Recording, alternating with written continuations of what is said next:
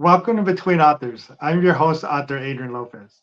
What is it that excites us as a reader? It's finding that book or author that you may never have heard of, sort of like a treasure hunt for a reader. The goal for my podcast is to bring to you either those books or authors that you may never have found, maybe the treasure you've been hunting for all along. Today in episode 50, I bring to you author Christine Roi. We're going to go over a little bit about who she is, what she's published, what she's working on, and maybe her plans on for the future. Welcome to the show, Christine. Thank you. It's a pleasure to be here. Yeah, absolutely. I'm happy to have you here today and discuss your works. Why don't you begin by introducing yourself to the viewers? Well, as you said, I'm Christine Roi. I'm a new author. I just published my first book in June of last year, so I'm sort of new to the scene. And then I published the follow-up to that book last month. So I'm just sort of rocking and rolling through the new author game, the indie author game. Yeah, yeah, and it's yeah. Well, congratulations on book two that just Thanks. came out. We are pre-recording this, so this will be showing a little later. But I'm happy to make some clips for you to use on TikTok or something for the books as we're doing this to Sure, help yeah. you get some stuff out there. Because again, it's all about marketing, right, and getting stuff Yeah. out there for people to see. So I'm definitely happy to do that for you so we can get some of this out. Oh, I Um, appreciate that. here's a question I just thought of that's not part of our normal thing is Mhm. did you originally plan on just being an indie author or did you originally try traditional route and moved or what well because everybody's path is different. That's a good question because I've been writing since I was 12 and I'm a millennial. So I've been writing for a long time. I really thought of the traditional route as kind of the only route to go for a long time and then sort of got bogged down in the daily life, 9 to 5 thing and didn't really make a honest shot at trying to get published traditionally. I, like a lot of people, kind of let my reading fall to the wayside, and I lost kind of my love of books, which is kind of outrageous for like a the amount of money I spent on a college degree. It's like $60,000 later. Yeah. And I don't even like pick up books because I have a marketing job. So like a lot of people, I found my love of reading again during the pandemic and thought, why am I not trying this anymore? Like, why am I not giving this a real shot? And during the pandemic, I fell into the Sarah J. Maas wormhole of like A Court of Thorns and Roses, and Yeah. that snowballed into a Kindle Unlimited obsession where I was reading like 5 books a week. And I was like, I could do this. People do this. And that's how Nemesis, my first book, happened. It just ended up being like putting in the work an hour before I started my job and then like into the night after I quit at 5 p.m. It's just like slugging away at my Yeah. laptop, like with the Netflix going in the background. And I was like, uh, I actually, this isn't bad. This is not too shabby. yeah. Yeah. And that's I mean the beauty of being an indie author, right? Hmm. And I will never say there is a right path, right? So whether it's traditional or indie, everybody's path is different, right? Yeah. The the positives of being an indie author is you have full control, right? And Yeah. traditionally published, you really don't. I mean, a lot of times they're going to lean you a certain way because they're like, look, if we're signing you, we want to sell this, so you got to change it, right? So it's never going to Yeah. really be your voice, what you originally wanted. Um, That's but true. again, there's people that like to go that route, and again, I'm not saying it's the wrong route to go. But the beauty of being the indie author is it is your voice, right? Mhm. It's the cover you want, it's the appearance you want, it's the story you want, right? You can take it any Yeah. direction, you can write it in any style. Again, there's no right or wrong because essentially every author voice has an audience. It's just a matter of, can we find that audience, right? Or can that Yeah. audience find us, which is the Yeah. challenge. That I think that's the big challenge with indie authors is like trying to find your audience. Yeah. I will say that like once I decided to make Nemesis into a series, which is now the Black Fates series, I really wanted to stick with the indie author route because I knew it was a series and I knew I wanted to do certain things with the characters. I think I said this like a dozen times to my family, like until they just didn't want to hear it anymore. I'm like, I want it to be my own creative vision. Yeah. But I don't want them to But change it's it. the truth, right? It Yeah. really is the truth. Hmm. And it goes back to why I do the podcast, or why I try to share everybody's work I can on all the social medias when I do it, is because I understand, right? I understand all of us have our normal jobs, right? All Yeah. of us are doing our writing whenever we can, on our lunch break, when we get home for before dinner, getting Yeah. up early. It's whatever you can. You're just squeezing it in when you can, because you have normal life to do, right? But Hmm. that's the beauty of this, and why I do this is because I understand it's a passion project for all of us. I understand that we're doing this because we love to do it. We're not doing it because it's not paying for any of our bills. We're doing it No. because we love doing this, right? Yeah. If Unfortunately, anything, we're paying to do it. pretty much. I mean, our hope is really that at least pays for itself. So it's going to cover the editing or the cover for the next book. Yeah. Not always the case, right? That doesn't really always happen. But I understand that. I understand the working the full time. I understand doing it when you can. I understand Yeah. how much it means to you to do it, right? And that's why I always do this, because I understand that. I know how that feels, and I know how much work you put into it, right? I know how much it means to you, the story. Yeah. So I love that route. And then the other thing too, again, you have all these things that you hear, with different points of view, but where indie authors are not, they're not the same. It's not the same level, which is such a horrible take, because being signed or being picked up is it's not a guaranteed skill, right? It's not guaranteed No. talent.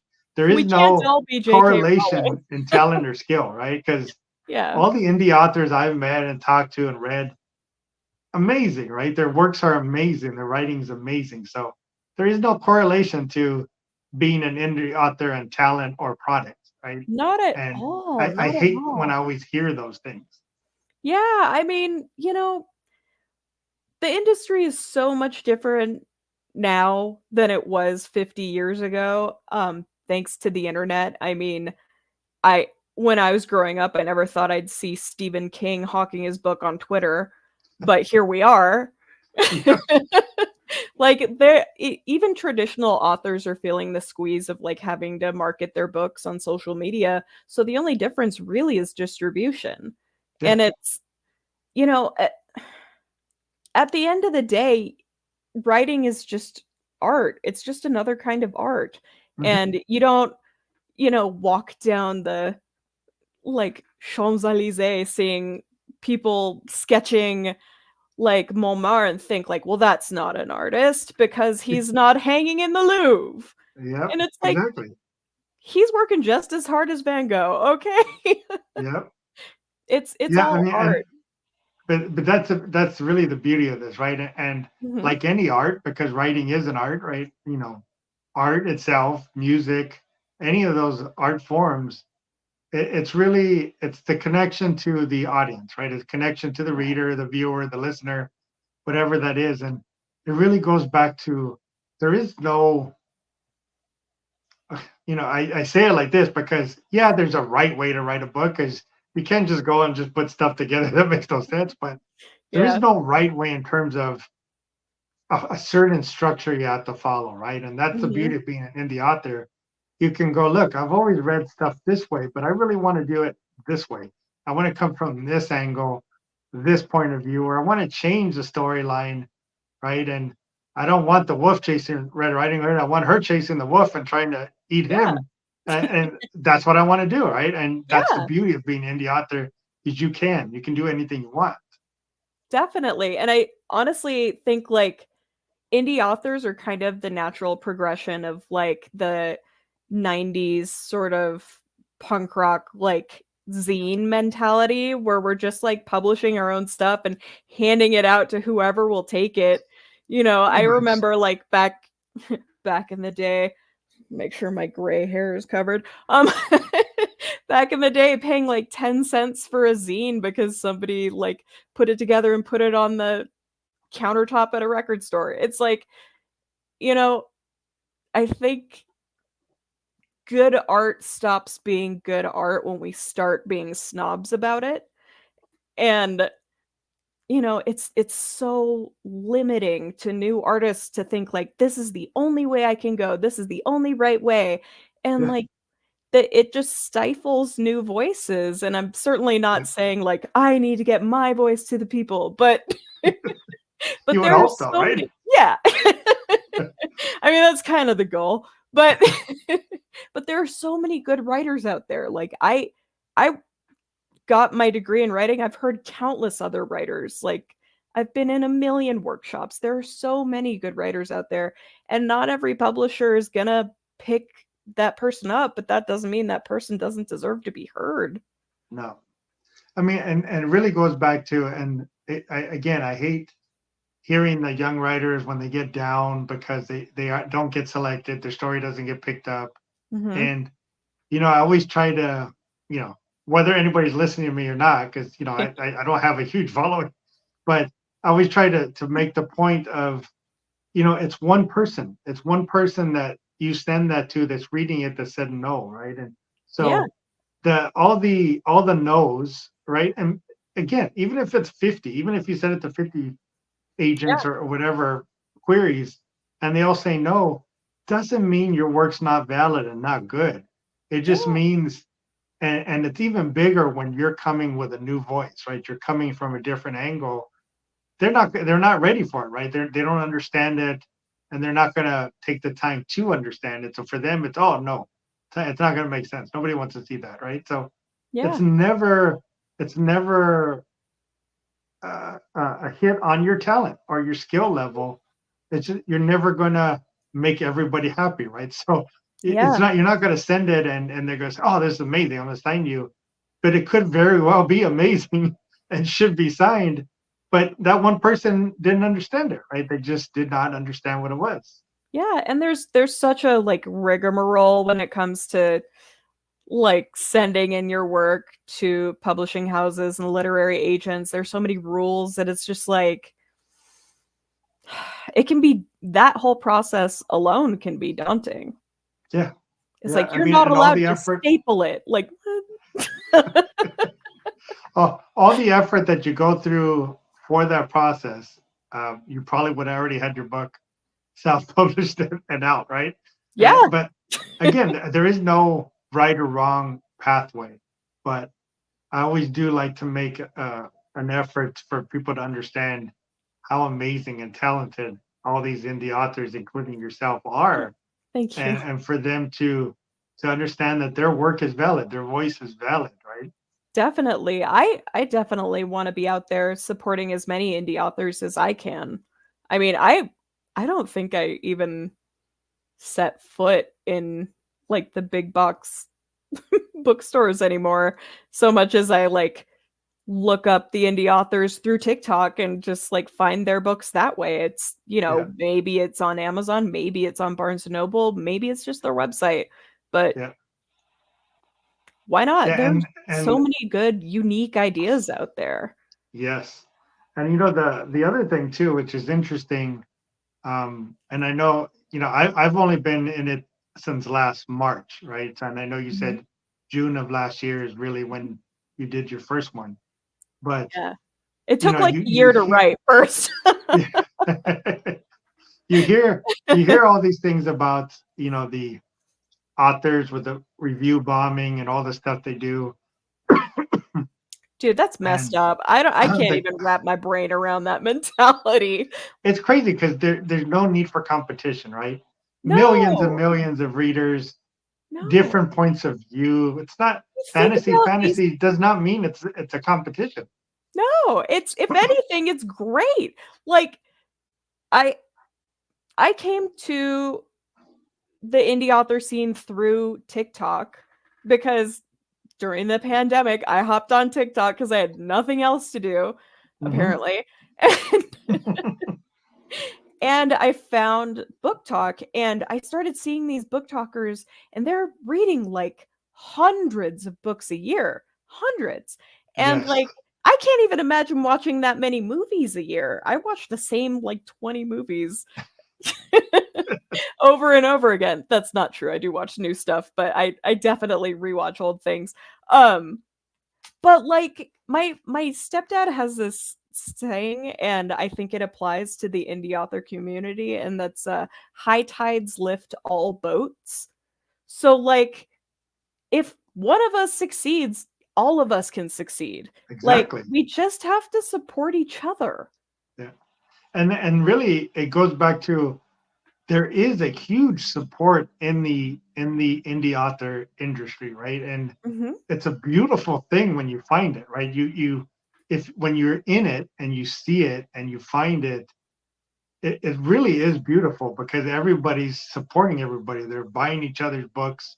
And again, we're not making a lot of money on these things. So, No.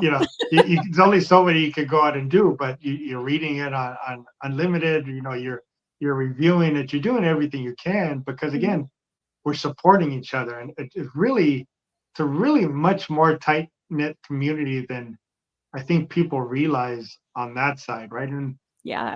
on Twitter, I don't know if you're on Twitter, there is the I same love thing. There's a Twitter. writing community that's also very, very supportive That's of each good. other. Um, and It's it's a like that great on thing. Threads too, yeah. Yeah. The like Instagram, Twitter threads. Hmm. I've been on there and yeah, writers are so supportive of each other. It's Yeah. amazing. A lot of them And are. yeah. There's And the beautiful thing is, like you said, the book talkers are starting to pick up the same thing, right? They're starting. Mhm. There's a lot of book talkers that are like, look, I'm only reading indie authors. I'm only talking about indie authors, and they've gone that direction. Yeah. So it's a great time to be an indie author because there's a movement of not only support within each other, but of book talkers, right, or reviewers. I don't. I'm not as much on Instagram. The other ones I am, but I don't really. I'm not in it the way I'm Yeah. on TikTok and TikTok Twitter. is addictive. Yeah, but it really there's this movement to really start, supporting indie authors. It's just a great time to be part of it. Definitely. It's such an amazing time to be an indie author when there's so much support for new writers and just there's like an appetite for new content, which is amazingly refreshing. Because Yeah, I mean, I can't recall a time when books were as heavily consumed as they are now. yeah. I mean, like you said, it surprises me when they're like, my 2023 is like 150 books. I was like, how? Yeah. How do you do I this? was like patting myself on the back for reading like 60 one year. I was like, yeah, I really did that. I really like read one book a week. And people are like, that's cute. Yeah, that was January. Mhm. I can't even imagine having that much time. I enjoy sleep too much. Yeah, I know. Um, so let's go into you, and I like to build out your voice, right? What is your voice as an author? So one of the things I like to ask is what influences you creatively, and it, again, doesn't necessarily have to be books and authors because it could be anything. It could be movies, music, art in general. Yeah, I am very heavily influenced by movies and music. I will say books influence me obviously too, but for for Nemesis and its subsequent sequel Sworn in Blood, I was very heavily influenced by movies, specifically Quentin Tarantino and Robert Rodriguez. I'm a huge fan of those types of movies. Yeah, I think I watched Pulp Fiction like 20 times while I was writing Nemesis. I just like have it going in the background. Um I think I may have even like snuck in some references. I honestly I don't have it memorized, but I probably added a couple of Pulp Fiction Easter eggs in there. And the movie Promising Young Woman, written and directed by Emerald Fennell, Hmm. that movie influenced the character of Lilith a lot. I really enjoyed the idea of a sort of female vigilante. Um, but yeah, movies, music. I actually create specific playlists for every book I'm working on. Yeah. Nemesis has its own playlist, one that's just like strings from like Vitamin String Quartet covers of different songs. There's a lot of grunge music, a lot of punk and like 90s alt rock. It's all very moody. I'm a dark romance writer, so it's all very dark and moody and violent. Nothing wrong with that. No. I mean, And, I like writing in this sort of like action film style that's just like it's dark and action packed, but it's also funny, and there are like character building moments. You get invested in the character stories, I hope. Um so so yeah, there's that. And actually one of the books I'm working on right now, I'm working on two. One of them is this final book in the Black Fates initial trilogy, and then there's a paranormal romance I'm working on that's set in the Deep South. So I've been listening to a lot of like very moody, bluegrassy, grungy, just deep country. I don't know what it's called actually. But it's all just it's very like Johnny Cash meets like Tom Waits. It's so dark. But it's like it's set in the Deep South and it's a ghost story and there's murder, yeah. so Yeah, I'm glad you brought that up, and that's why I always ask influences outside of just authors and books, right? Because there is a Mhm. big trend for playlists for the books, which I thought was brilliant, right? Because music is again an art form that I think influences everybody to some level, right? And Yeah, it's because like with any artwork, it's emotional based, right? yeah. And it's a good thing to correlate with your story because you're setting the mood, you're setting the tone, you're setting what that connection you want it to have, right? So Mhm. when I heard about that, I haven't done it for my stuff, but I always thought that was a great idea. Yeah, I found it actually, just to sort of touch on like my writing process a little. I found that it was really handy to have a book playlist going because it would help me sort of get back in the mindset of like specific chapters. Because I'm not really a plotter, I'm more of a pantser, or I'll Yeah, just like just go. Um yeah, but like when I have to go back and sort of filter in, because it's a lot of my stories are like mysteries, and so I have to make sure that certain details are explained earlier on.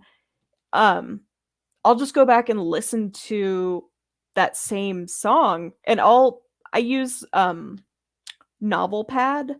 hmm, So I'll name the chapter like chapter 24, character name, and then the name of the song that I'm listening to, so I can go back and like listen to the song. yeah. That's interesting. I like the way you did that. I'm the same way. I'm full out pantser. I don't outline anything, right? And I do a my little. you do somewhat, right? You do somewhat, but I have to a little, just because yeah, it's but like but you're not really even outlining your story. You're just like, I need a little bit of structure and then just turn it loose, right? yep. But I found myself doing something similar when I was writing the werewolf book. Was I named every chapter, right? I kind of, because I didn't even write it chronologically. I was writing scenes all over because as they came to me, I was like, okay, I need to do this. I have Totally. to have this, and then I'll put it together. But Mhm. I found myself naming every chapter in the book, even the ones I hadn't written. And for me, that name was a bullet point of what I wanted to accomplish that chapter. That's like the most outlining I did for the book was kind of like you're saying, the song that kind of that tied it in. I Yeah. did the same thing. That name of the chapter told me or reminded me what I want to accomplish in that chapter, and that's the majority of my outlining, right? Yeah, I mean, I will say, like, I started out with the song thing for Black Fates 3, and right now it's just like 29 chapters where it's like written out like that, and then they're like they're so messy. It's like that, but it's just like a dinner party scene.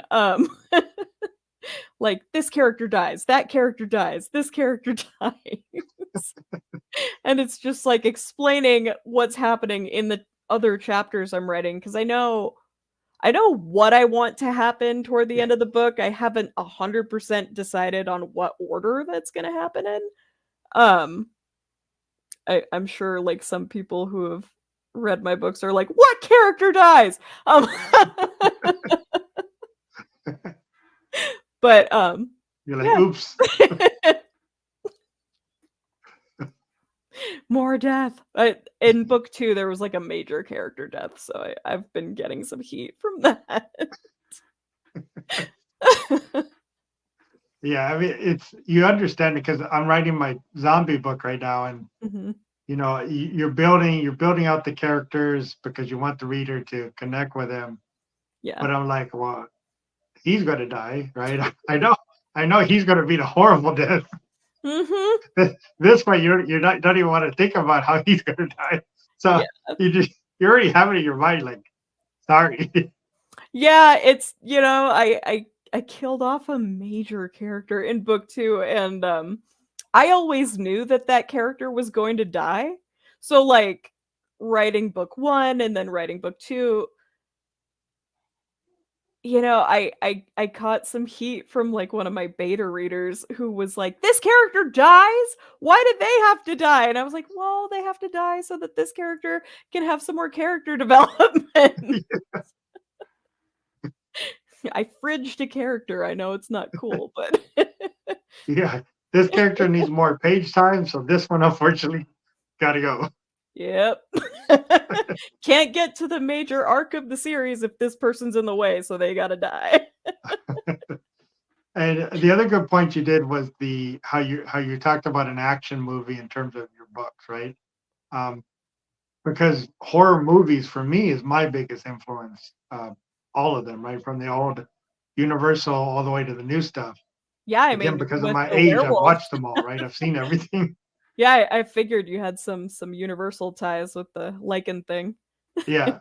So, but I don't, and I don't know if you do it the same when you write, but when I'm writing, especially when I wrote the werewolf book, and even now as I'm writing the zombie book, it's it's almost like I see it as a movie, right? So I'm almost like dictating the movie I'm watching. Like Yep. if I was the closed caption, on the screen, and I'm just saying, okay, this is what happened, and this is what's going on, Yeah. because that's just the way I see it, right? I see it because of thousands and thousands of horror movie hours.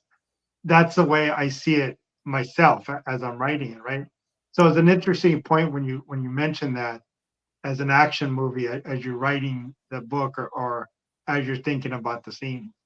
Yeah, 100%. I totally get that, because like I'll even in Nemesis, there's a scene that in the moment I didn't when I was writing it, I was like, well, it'll add more drama if this scene takes place like in a hallway, because it's like a fight scene with the main character and then some like sort of henchmen type people.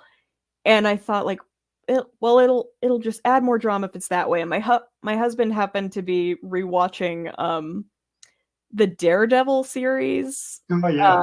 Yeah, the most recent one with God, I forget his name.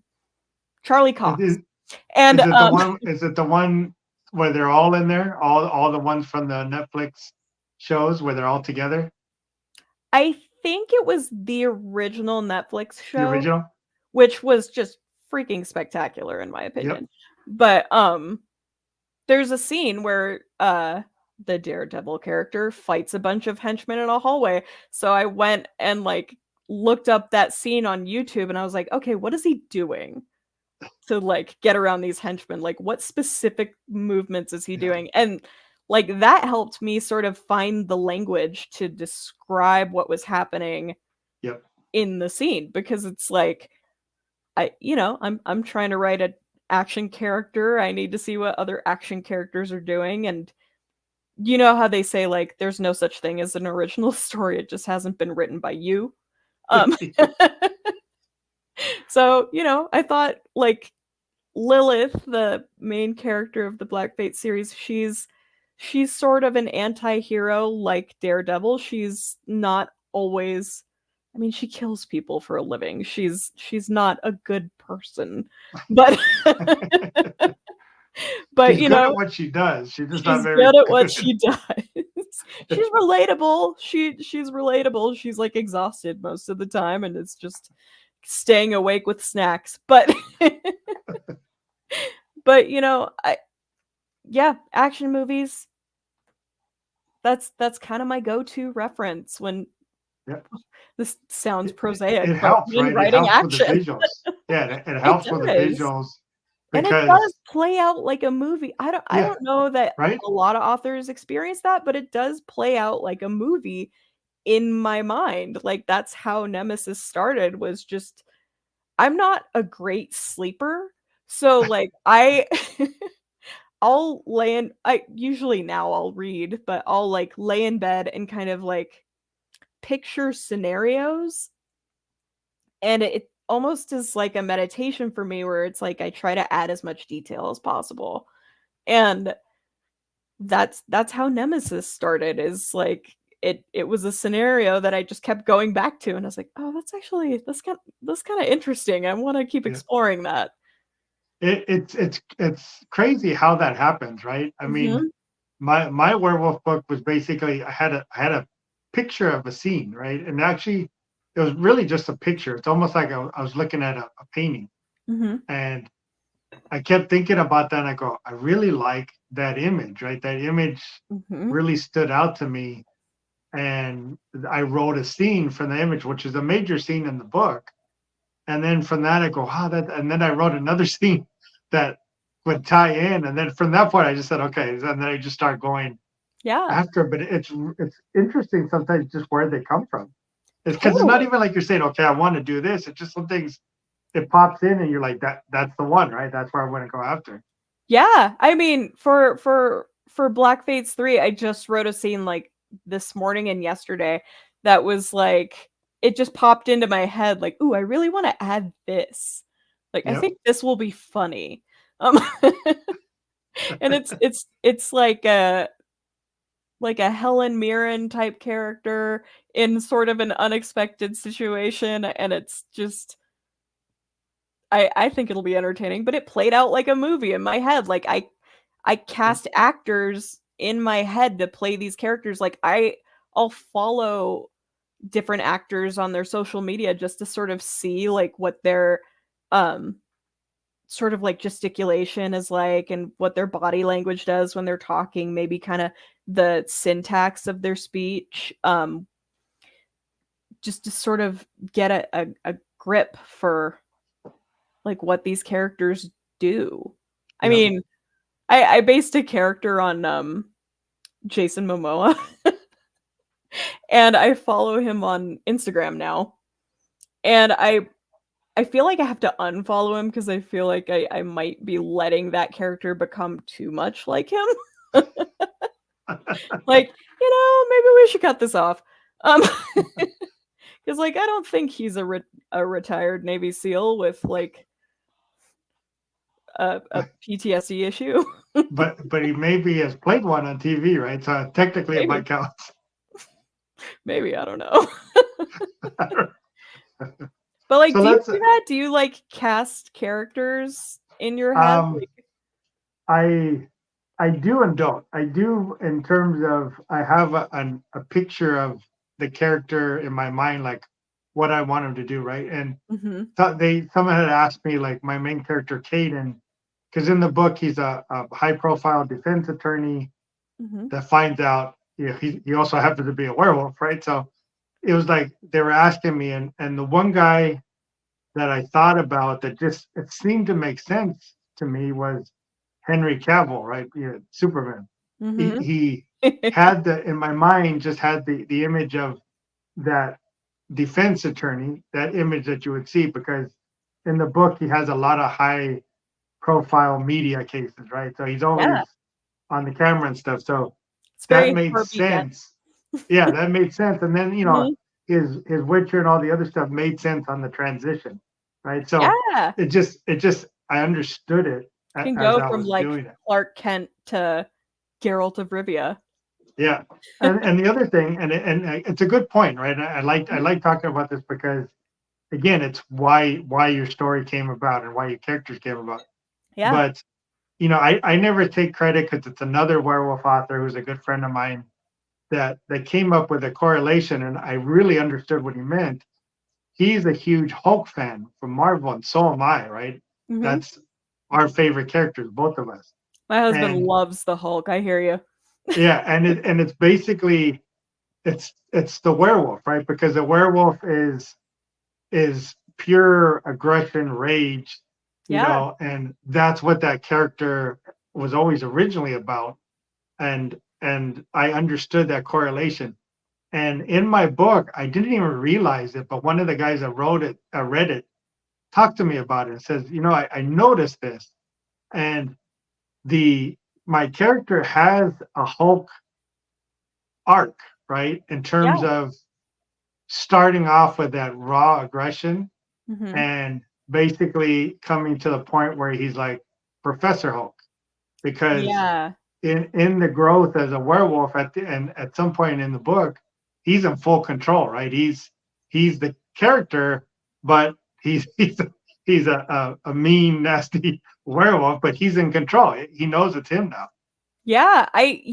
It's funny. There's actually um a similarity to Lilith in my books because she starts out as she's sort of a mafia princess. She comes from a big mafia family in Los Angeles, but she was never supposed to be involved in the family. So she goes away to college, she gets her degree in like biochemistry, she gets like a few degrees, and she ends up needing to serve the family because some things happen, and Yeah, she decides to say, I'm going to be here, I'm going to be part of this family. And she kills people for a living, as I said before, but she uses what she knows, which is biochemistry.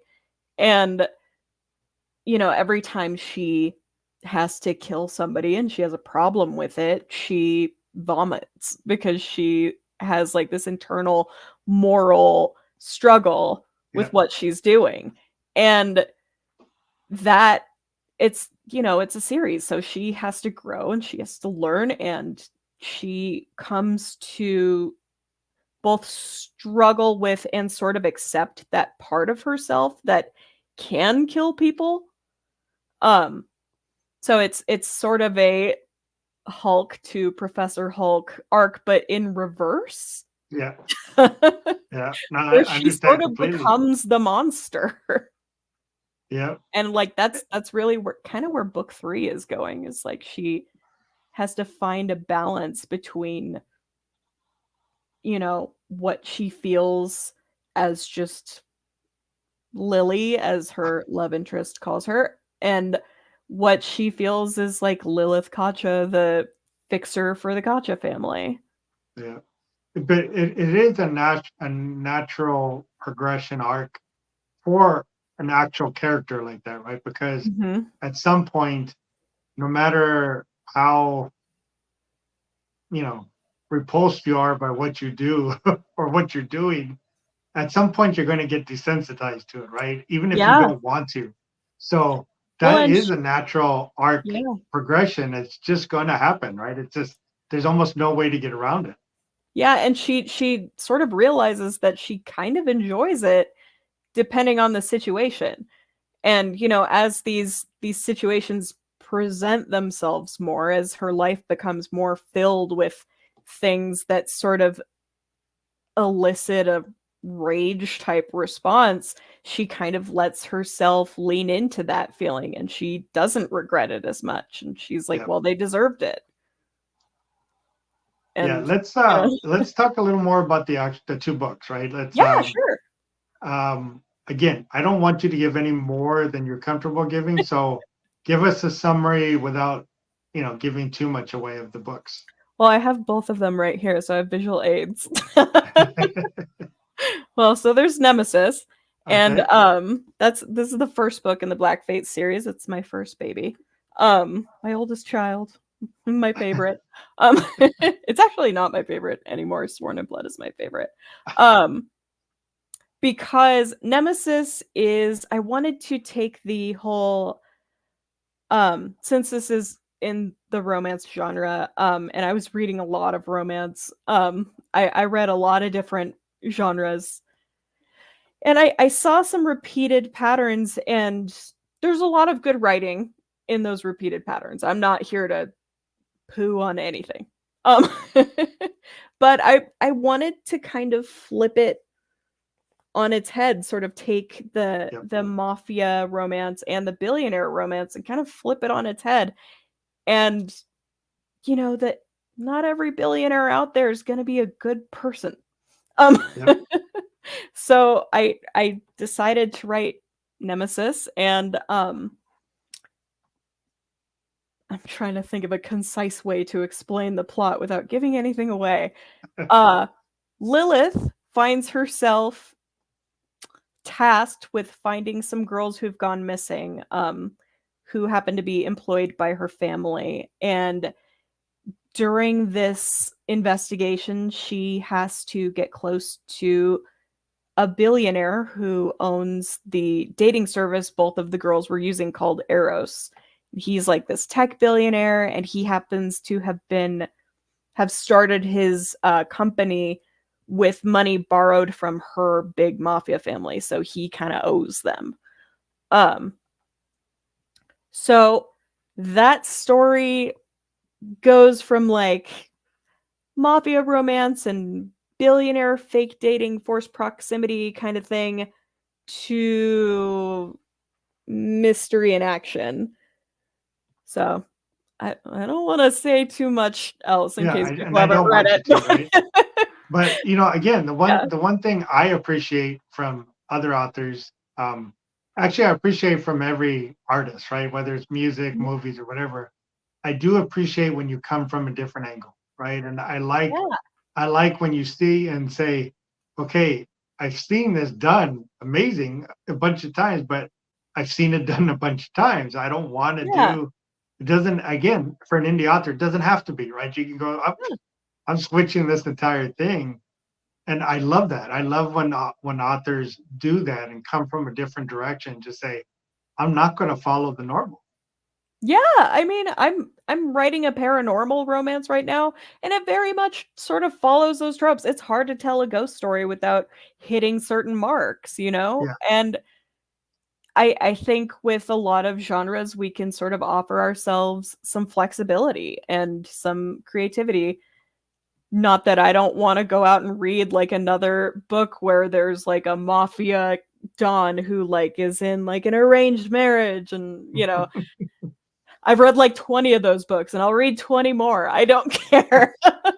I mean, but that's the thing. When they're good, right? When they're good or well done, they're good, right? I mean, how many romantic comedies are out there? Yeah, I can't even say how many bad horror movies I've watched that I absolutely love, right? And I'd watch again because I'm just entertained for that entire 90 minutes or whatever it is, right? So and you go, okay, action movies I'll watch a million times. Point Break, and you know what's going to happen because they follow, right? They follow those same patterns. You're like, okay, I know it's going to happen, but you're like, I still love it, so it's still great. Like I was I watched the most recent Fast and the Furious movie, and there were parts where I was just like laughing out loud, like this is ridiculous.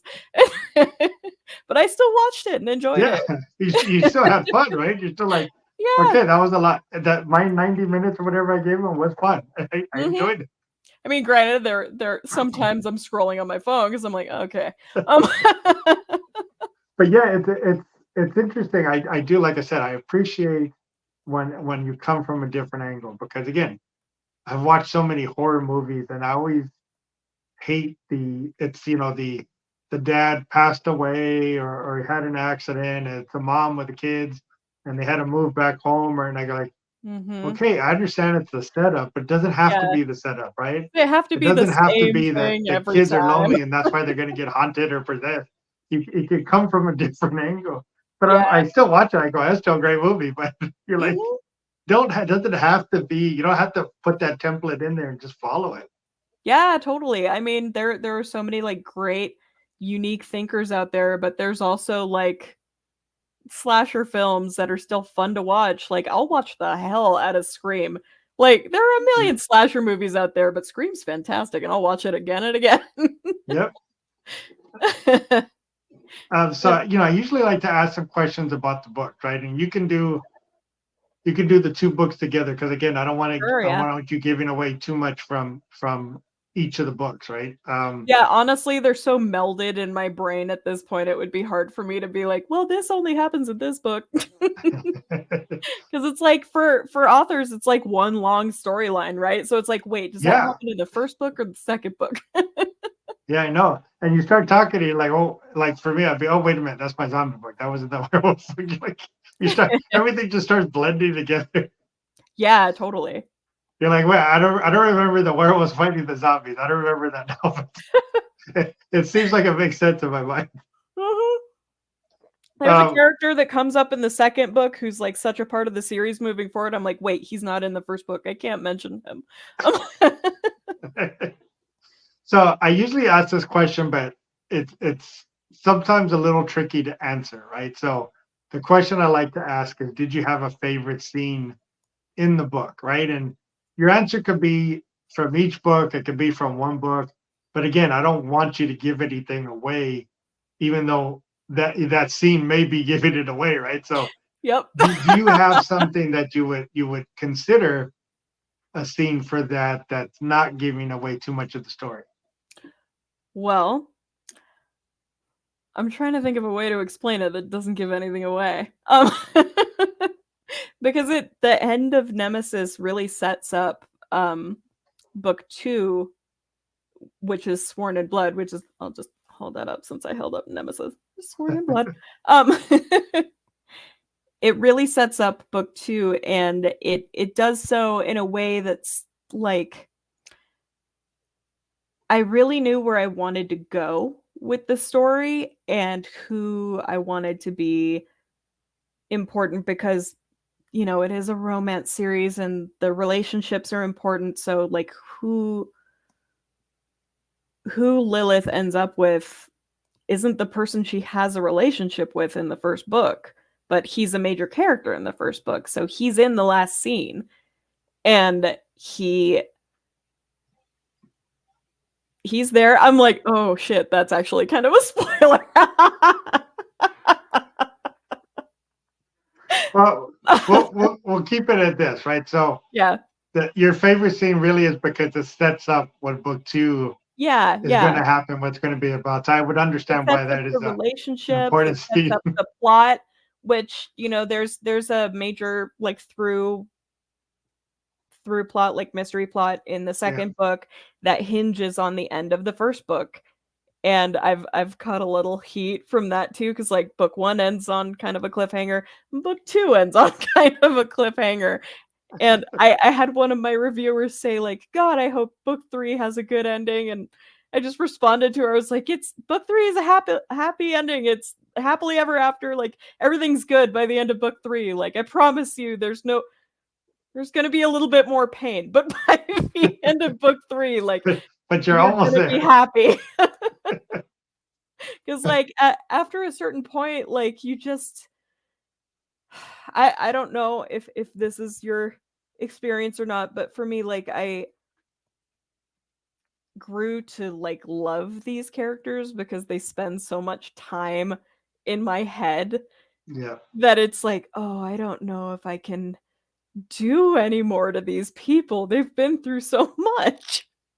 Like they deserve to be happy. And I actually, when I was dealing with a little bit of writer's block for book 3, I ended up just writing their endings. So I was like, okay, well, I'll write the epilogue for this character, and then there's a second epilogue for this other character, and we just get to like see these characters happy, and that's it. And like, okay, I just need to get there. But that's a great point, because that's a good technique, right? When you do have that block, but maybe where that end point needs to be. Yeah. You can take yourself out chronologically and say, let me go do this. Yeah. Because sometimes that's all you needed. It opened up totally what you needed to write. Yeah, and like sometimes you find like inspiration from the most random things. I posted this week, like there was a girl on TikTok talking about like the whole Kellogg's cereal debacle, which is just insane. But but the let them eat cake thing really wedged its way into my head, because they're in my series, there's very much like a us versus the 1% kind of attitude from these characters, because it's like you have these mafia people and they built themselves up because a lot of like there's like one family that's Irish and there's one family that's Italian, and it's like, you've got this like culture of immigration, and these people come from like, I mean, this is my personal history. Like my family came here with nothing and built themselves up. And there's kind of a like an aggression from these characters for this like culture of I don't want to keep saying 1%ers because that sounds bad, but like there's like generational wealth. There's like us versus generational wealth, and there's a lot of conflict there, and it's like, well, we end the series on kind of the mafia families, because there's multiple families by the end of the series involved, getting a win against these people who've kind of been stepping on other people's necks for their entire lives. I don't remember where I was going with that. Oh, well, yeah. I found it. Yeah, it's just crazy, like all the different places you can get inspiration from. Like I definitely do like what I sometimes call like patchwork writing, where it's just like I'll write a scene here and a scene there, and I don't know how they're connected or how they're even in the book, but I'll figure it out. Like my iPhone's notes section is just like so full of nonsense. It's like, I don't know where this is going. And I don't know. It's sometimes when I just need to make my word count, I'll just like copy and paste from my Apple. Be like, yeah, this will go in there somewhere. I don't know. I'll work it out. I can't authors don't do that, because autocorrect is a thing, and it will like, you'll think you can catch it, but yeah. No. Yep.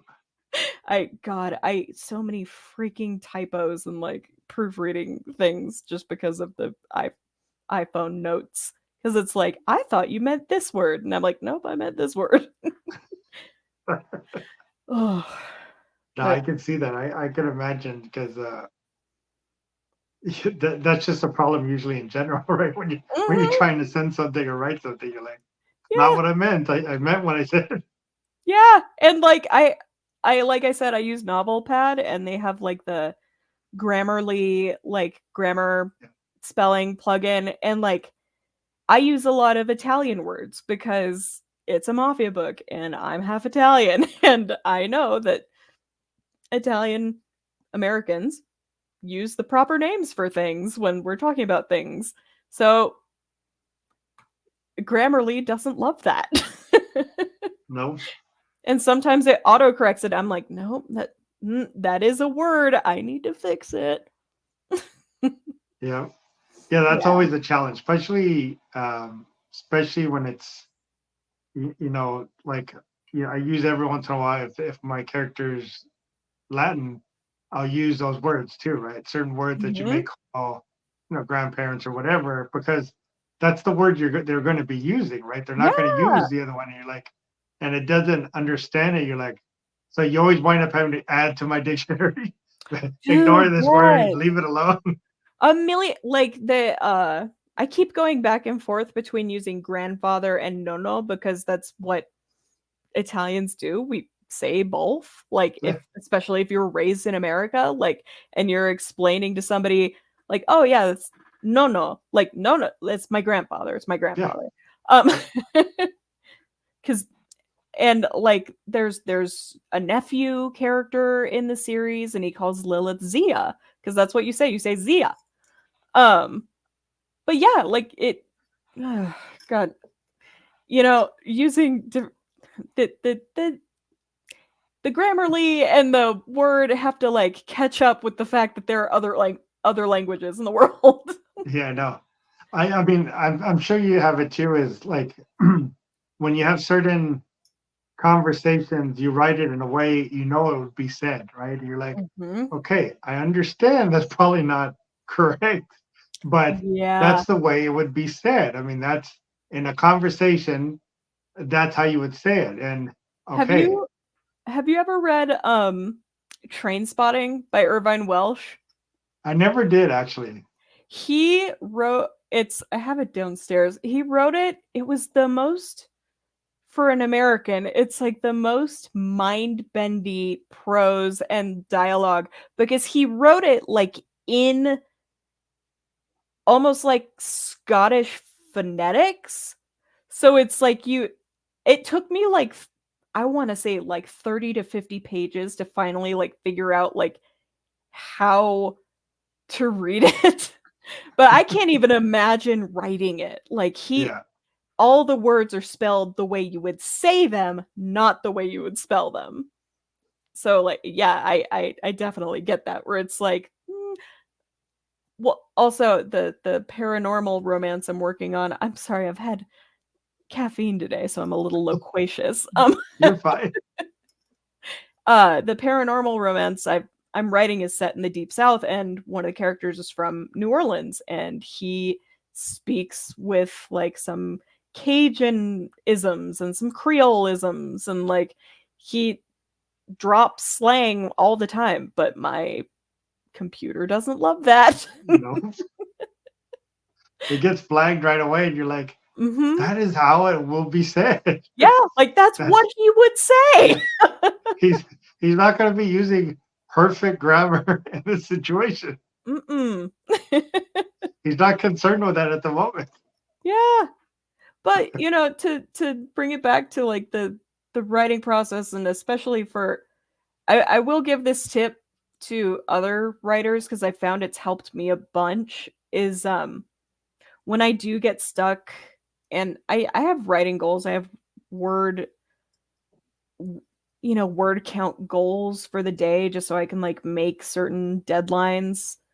Um when I get stuck, I just go back and work on stuff I've already written because sometimes it's just like, okay, I'm too much in my head Yeah, about where this is going. So like I'll go back and see if I can like add some more descriptive imagery to a scene or see if I can like add a little bit more of like what the character is feeling in the moment. Like try and just get back yeah, into the feeling of being in the story as opposed to like being ahead of the story. yeah. I did the same, so I understand that completely. And I want to release the zombie book July 1st, right? So Yeah. I want to get it to beta readers. I said by the end of this month, first week of April. But Good luck, dude. the last week or so, I've kind of been out on a tear doing about 5 to 6,000 words a day when I was able to get into it, right? So Yeah. I find myself really really at the end, right? And in the last two chapters, which is basically going to tie everything up, right? And Mm-hmm. I could keep writing it, but I stopped for a second. I said, okay, this chapter needs to be done properly to end everything, right? So this has to be right. So Mm-hmm. rather than working through it and then going back and checking it, I stopped right there.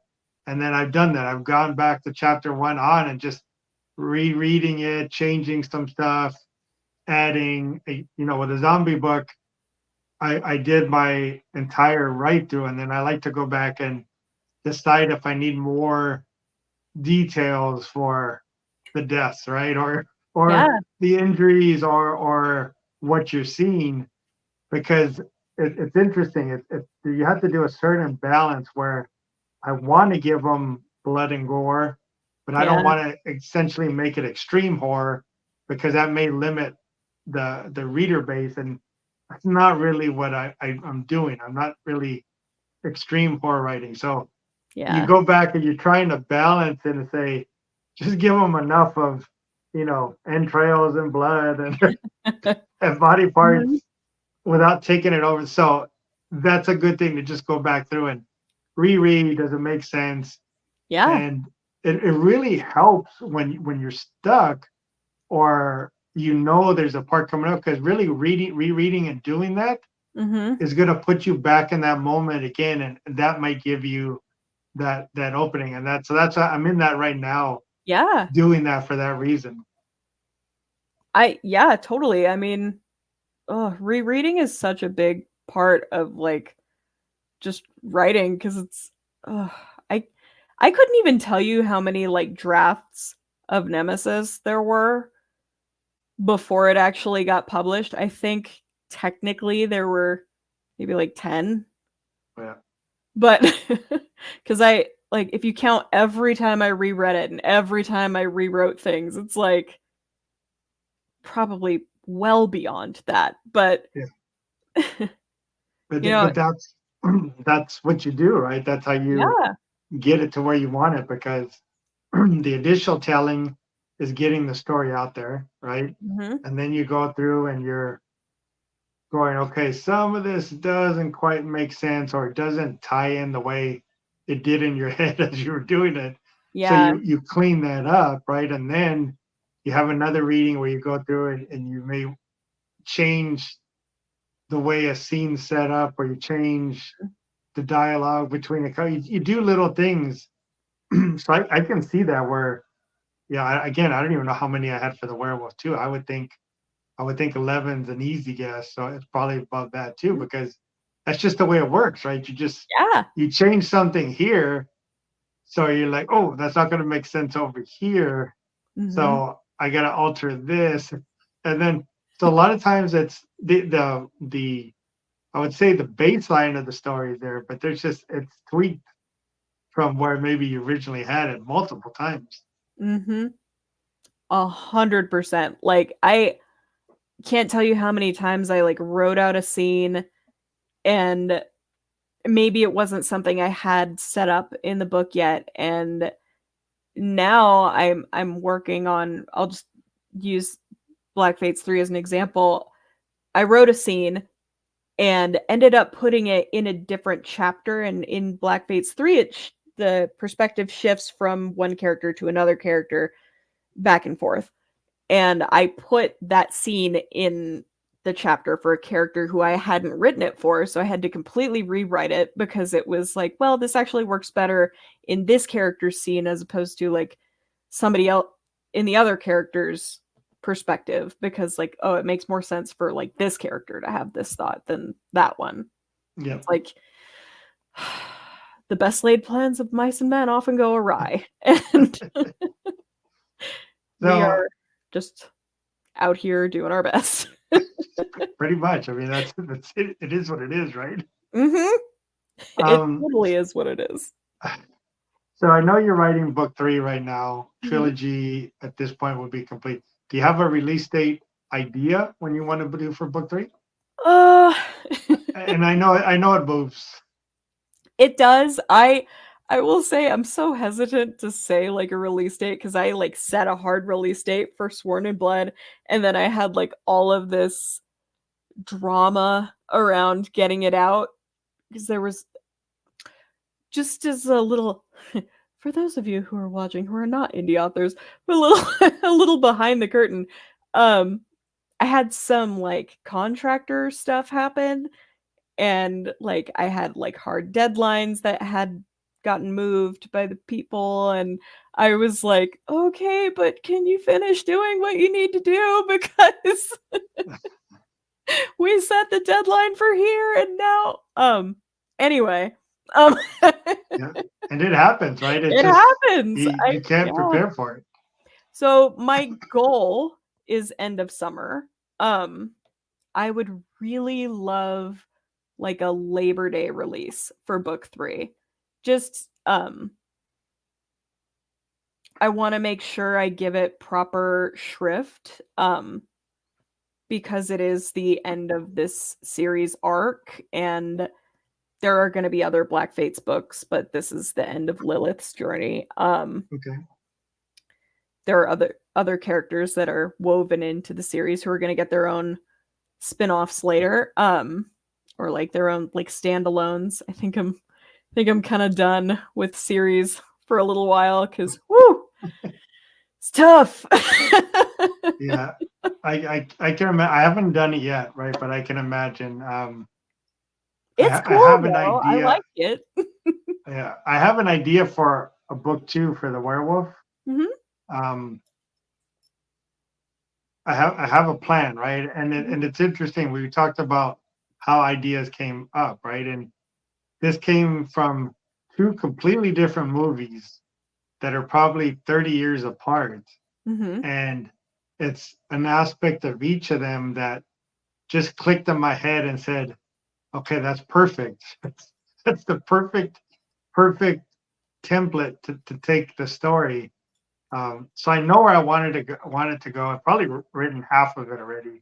That's awesome. But again, I don't know if I want to do a series, right? So I may do where it's related, it's in the world, but it's not technically chronologically part of the story. I don't know yet, right? Yeah. So, but I'm not sure. Sure. I'm not sure if I want to start doing a series because what happens is, and it goes back to my character, the werewolf. I really want to do a comic because I think it really lends itself to those short action parts of comics, right?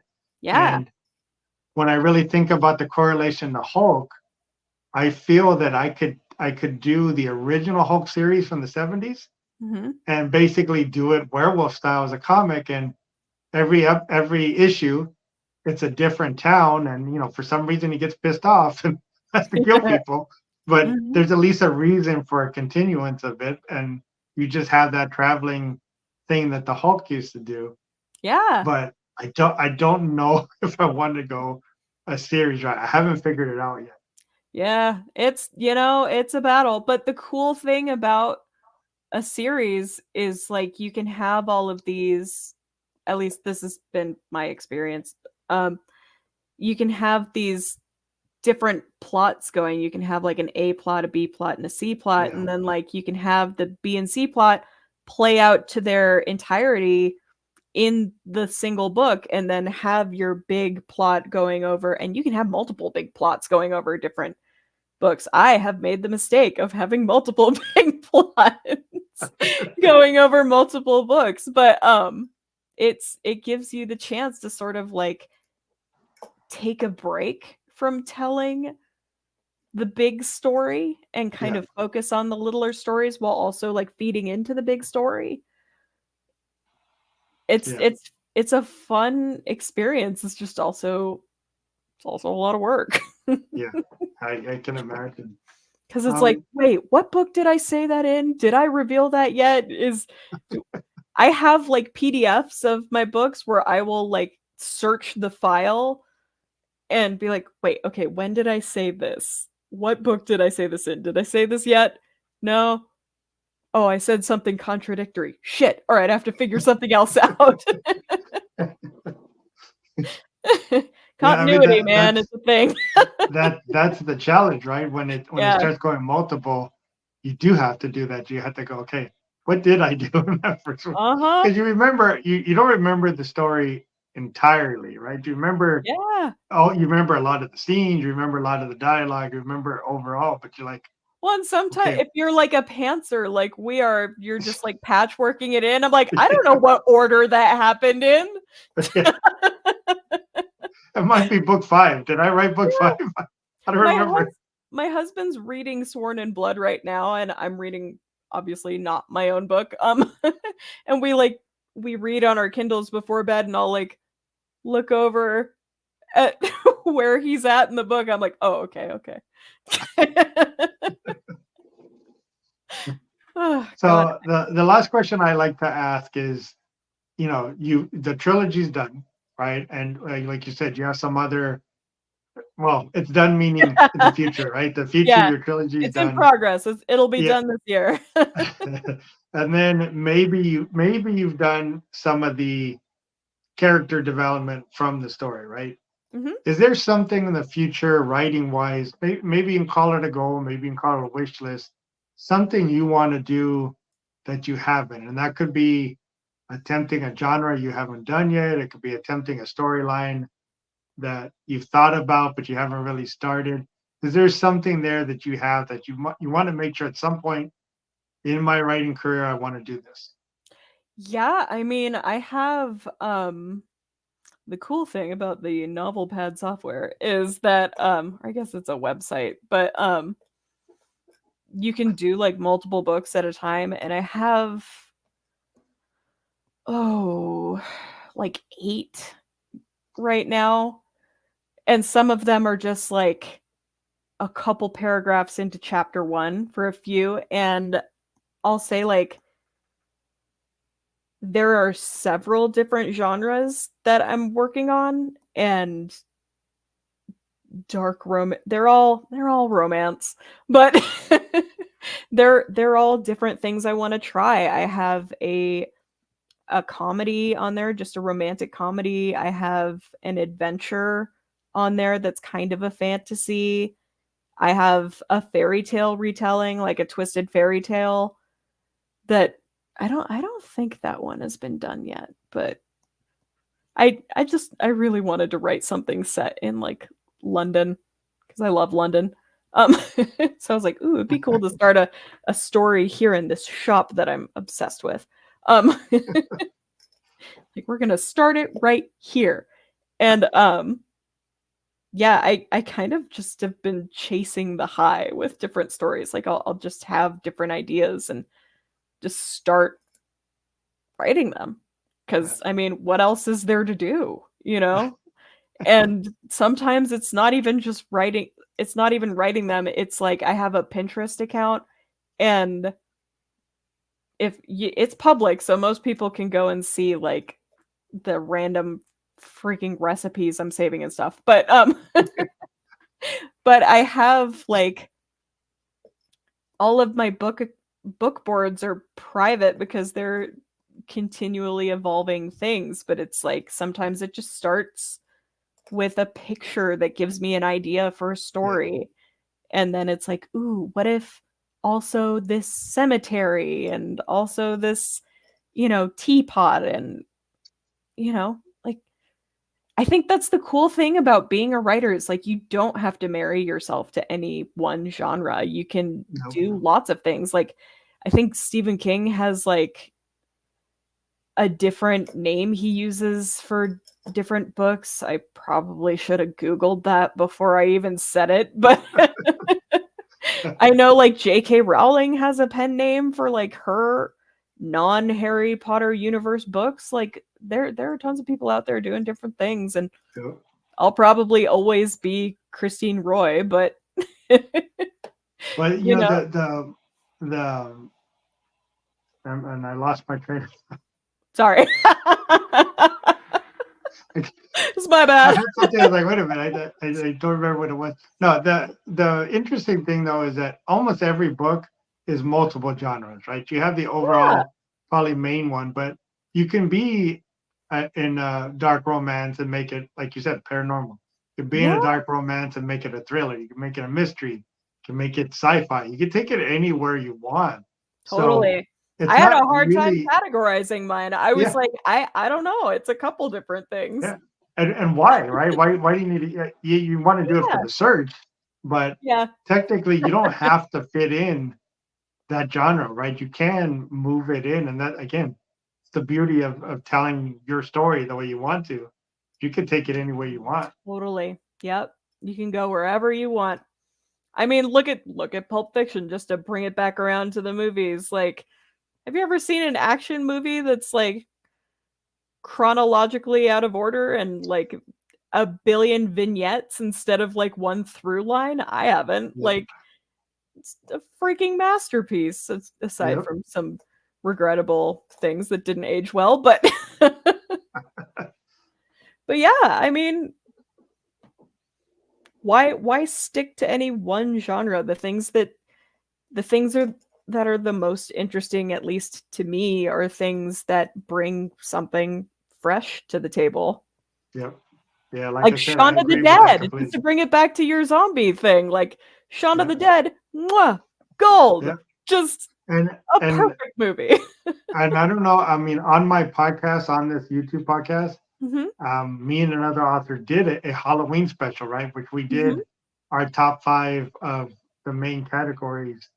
And a lot of the ones that I had selected, because we didn't agree on everything, but a lot of the ones I selected were for that reason. They were different takes, right?